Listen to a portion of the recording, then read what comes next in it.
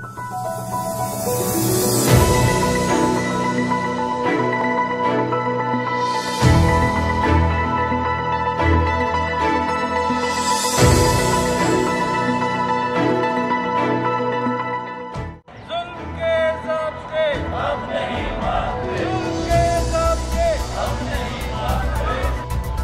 गर्दी मुर्दाबाद, पुलिस गर्दी मुर्दाबाद, गुंडाराज मुर्दाबाद।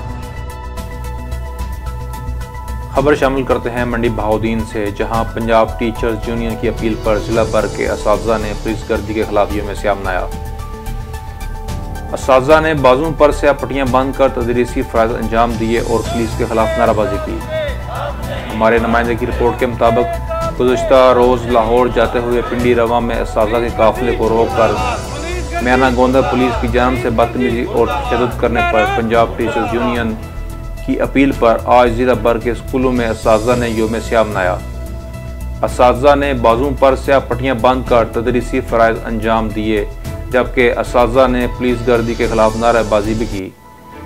पंजाब टीचर्स यूनियन के सदर मोहम्मद बशीर वड़ाइच और चेयरमैन डॉक्टर मोहम्मद नवाज अंजम ने पुलिस हुकाम से मुतालबा किया और असातिज़ा से बदतमीजी और तशद्दुद करने वाले SHO मियाना गोंदा समेत दीगर एहलकारों को मुअत्तल करके इनके खिलाफ कानूनी कार्रवाई की जाए।